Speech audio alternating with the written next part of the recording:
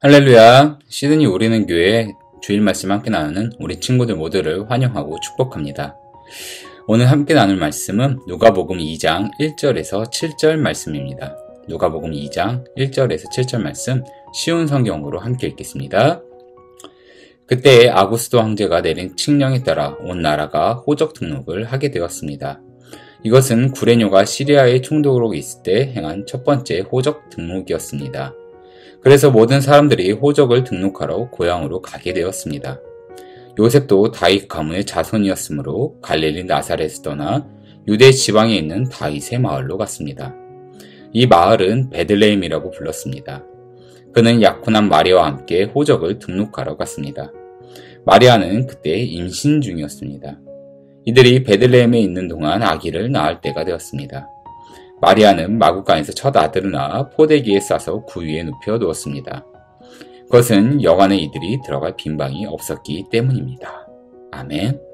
오늘부터 우리는 잠시 교재 진도가 아닌 예수님 나의 예수님이라는 대제목으로 예수님에 대해서 3주간 나눠보려고 합니다. 오늘은 그 첫 번째 예수님의 시대라는 제목으로 누가복음 2장 1절에서 7절 말씀을 살펴보려고 합니다. 여러분하고 함께 이 예수님 나의 예수님이라는 시리즈로 벌써 세 번째 함께하고 있어요. 지난 12월 그리고 부활절 그리고 다시 이번 12월 이 세 번의 시간 동안 우리는 계속해서 복음서에 기록된 예수님의 모습을 살펴보고 있습니다. 이번에는 누가복음 초반에 나타나는 예수님의 모습을 살펴보려고 합니다. 여러분도 잘 알다시피 복음서는 네 권의 마태복음, 마가복음, 누가복음, 요한복음을 총칭해서 복음서라고 불러요. 이 각각의 복음서는 비슷한 내용도 있기도 하며 전혀 다른 내용도 가지고 있습니다. 그래서 각 권에 나타나는 공통점과 다른 점을 우리가 살펴보는 것은 매우 중요한 일입니다. 우리가 3주 동안 나눌 내용은 누가복음에만 기록된 누가복음만의 특징으로서 성령의 감동으로 이 성경을 기록한 저자 누가가 바라보는 예수님의 모습이 어떠했는가에 대해서 알아볼 것입니다. 오늘 본문은 그때라고 시작합니다. 그때라는 말이 무슨 말입니까? 어느 특정한 시간, 어느 특정한 날을 말하는 것이죠. 저자 누가는 정확하게 가이사 아구스도의 때라고 말합니다. 가이사 아구스도가 누구인가? 아우구스투스라고 불리는 로마의 황제를 말해요. 로마의 역사를 살펴보면 이 아우구스투스 황제는 큰 권력과 힘을 가진 황제였던 것으로 기록되어 있습니다. 이런 황제의 이름을 저자 누가는 예수님의 탄생 이야기에 함께 기록했다는 거죠. 우리는 이것을 가지고 두 가지를 생각해 볼 수 있습니다.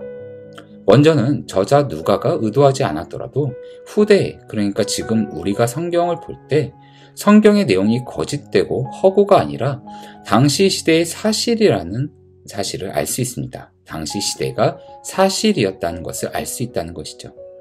아우구스투스 황제는 성경 외에 수많은 문헌에서 발견되며 로마 역사를 공부하는 데 빠지지 않고 등장하는 인물입니다. 이러한 역사적 인물을 성경에 기록함으로써 예수님이 이 땅에 오신 것이 허구나 거짓이 아님을 명확하게 알 수 있는 것입니다. 그리고 두 번째로 알 수 있는 것은 당시의 시대 상황이라는 것입니다. 우리 오늘 본문 2절을 함께 읽도록 하겠습니다. 2절입니다.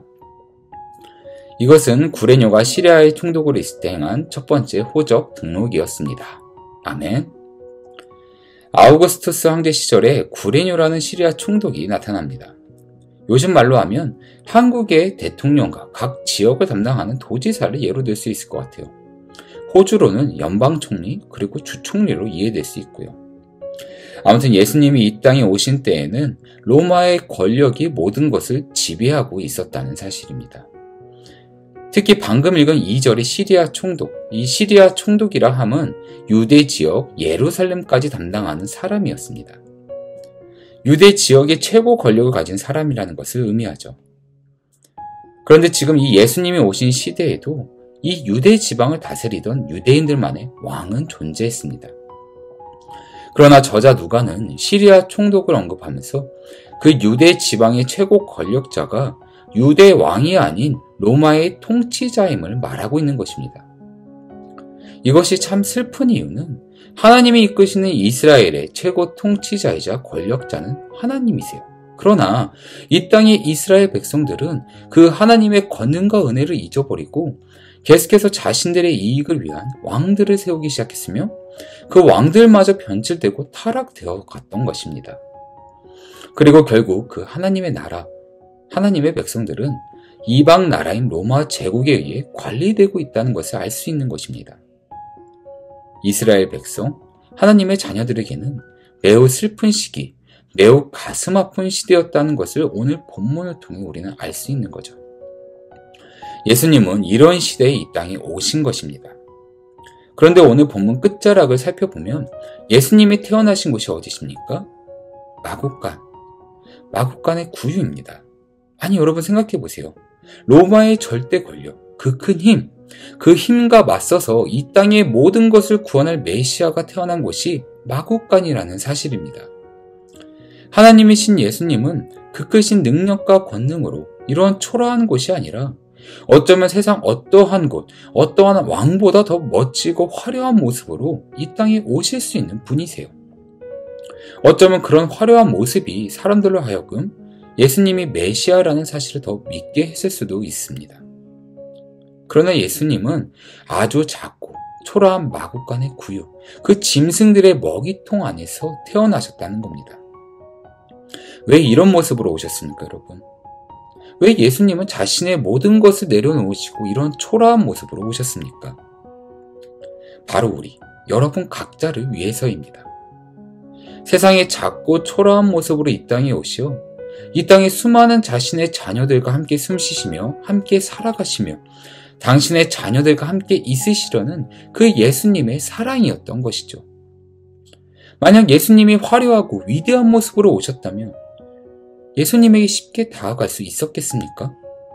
성경에 기록된 것처럼 그 어부였던 제자들이 말이나 붙일 수 있었겠습니까?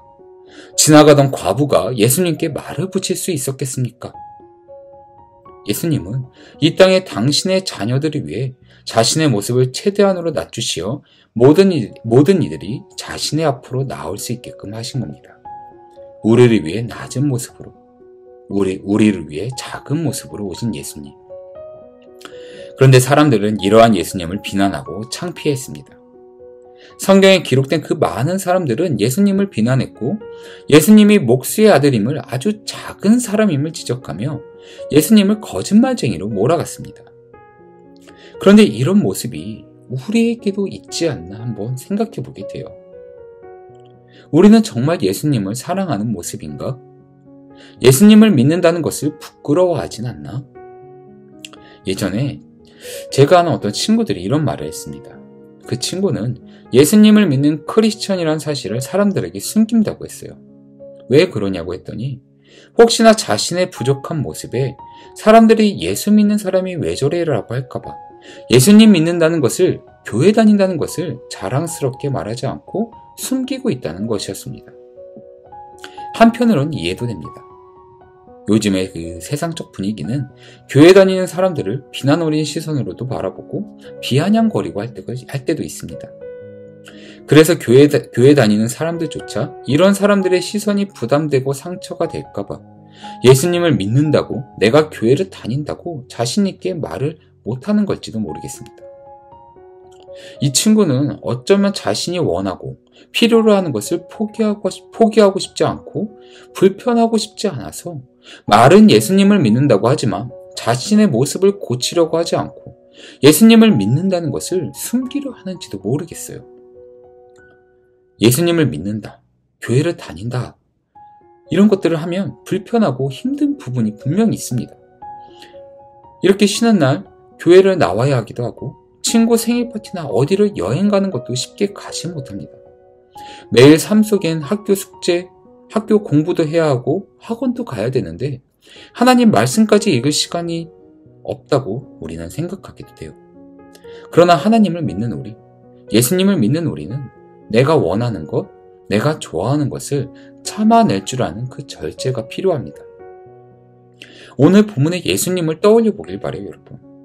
예수님은 우리를 위해 모든 것을 내려놓으시고 포기하시고 그 작은 마국간, 그 짐승의 먹이통 구유에서 태어나셨습니다. 그런데 우리는 내가 원하는 작은 것 하나, 내가 좋아하고 재밌어하는 그 하나를 참지 못하고 말씀 있는 것을 소홀히 하고 예배에 집중하지 못하고 기도하지 못하는 우리 각자의 모습을 돌아봐야 된다는 것입니다. 사랑하는 우리 친구들, 예수님은 세상의 아주 작은 모습으로 어쩌면 정말 초라한 모습으로 이 땅에 우리를 위해 오셨습니다. 저 로마 황제와 같은 화려한 모습이 아니라 아주 작은 모습, 초라한 모습으로 오셨다는 겁니다. 그러나 예수님이 작고 초라한 분이셨습니까? 아닙니다. 많은 이들을 치유하시고 많은 이들을 가르치셨으며 많은 이들의 그 아픔을 보다듬어 주셨어요.